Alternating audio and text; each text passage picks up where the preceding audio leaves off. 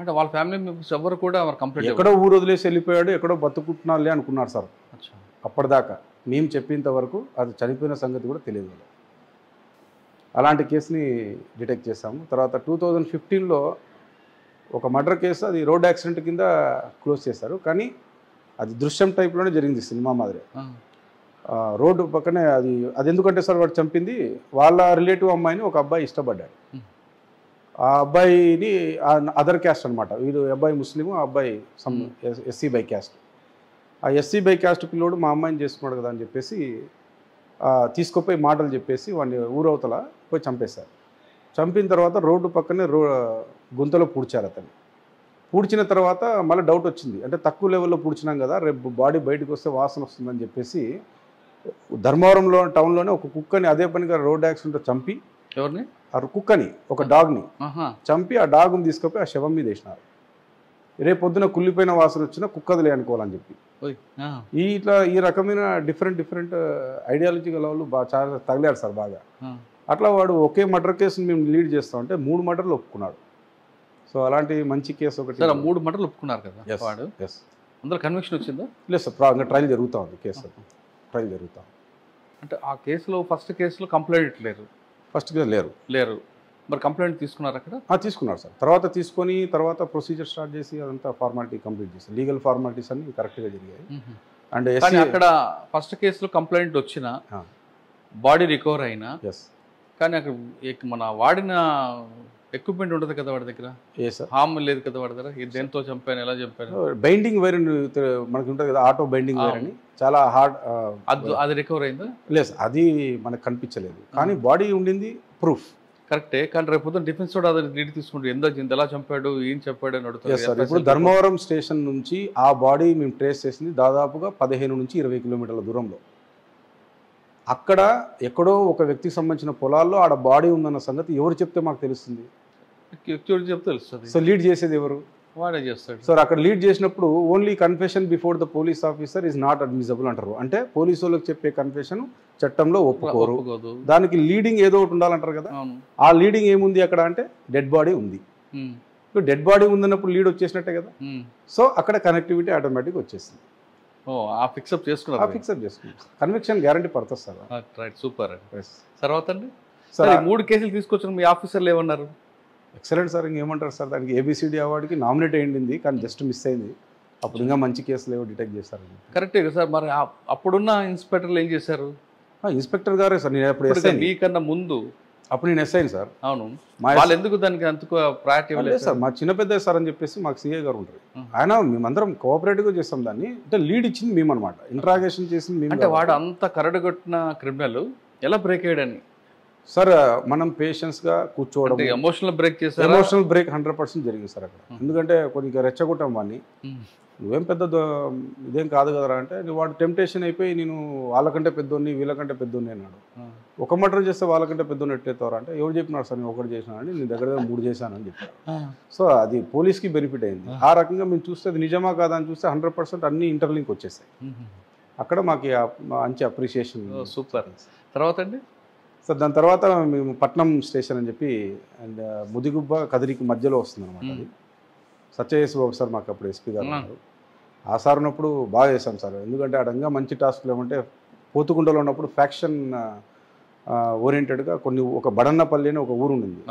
ఆ ఊర్లో ఎక్కువ ఇష్యూస్ వస్తుంటాయి రిపీటెడ్గా. ఎలక్షన్ మారిపోయింది కాబట్టి గవర్నమెంట్ మారిన వెంటనే కొట్లాడుకునేది ఇవన్నీ జరుగుతా అంటే, ఒకరిని తీసుకొచ్చి ఫిజికల్గా కౌన్సిలింగ్ అంటే ఏందో ఆ రోజు మేము చేసాం సార్.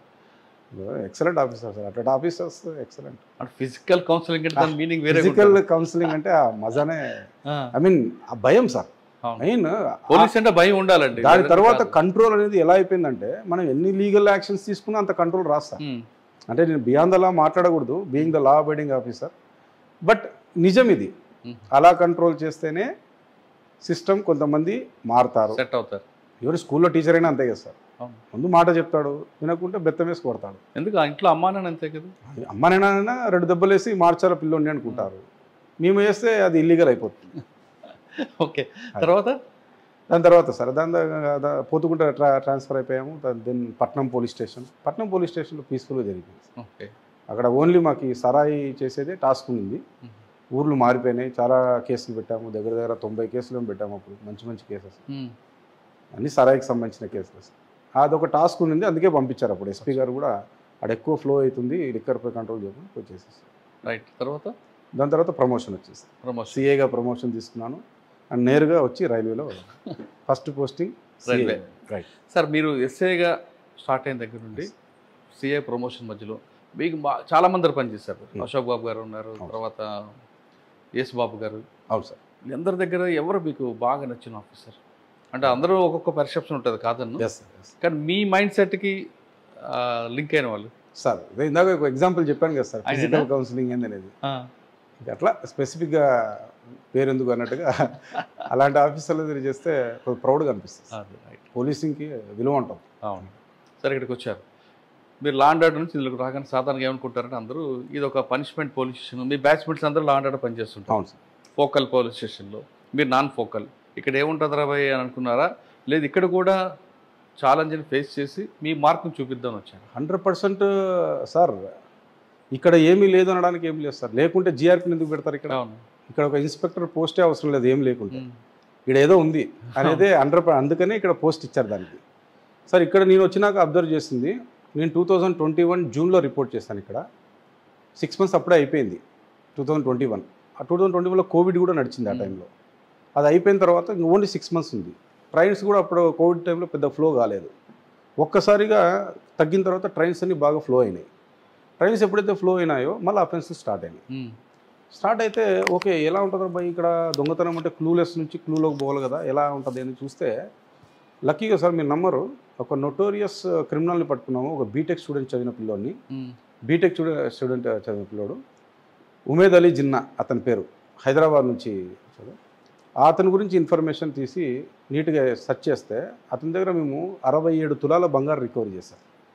ఒకటే ఫస్ట్ బాలే 6 పడిపోయింది. 6? ఎస్. ఎలా పడిపోయిందంటే సార్, నీట్గా విత్ ప్రూఫ్ వాడు రిజర్వేషన్స్ ఎవ్రీథింగ్ టాలీ చేసుకొని వాడు ఎక్కడెక్కడ తిరిగాడో మొత్తం మ్యాపింగ్ చేసుకొని కొట్టేస్తాం. ఎలా అండి ఒకసారి చెప్పండి ఆపరేషన్? సార్, కంప్లైంట్ ఎవరు సార్? కంప్లైంట్ కాదు, డైరెక్ట్గా మేము ఇక్కడ కంప్లైంట్ ఆల్రెడీ కొన్ని కేసెస్ రిపోర్ట్ అయినాయి.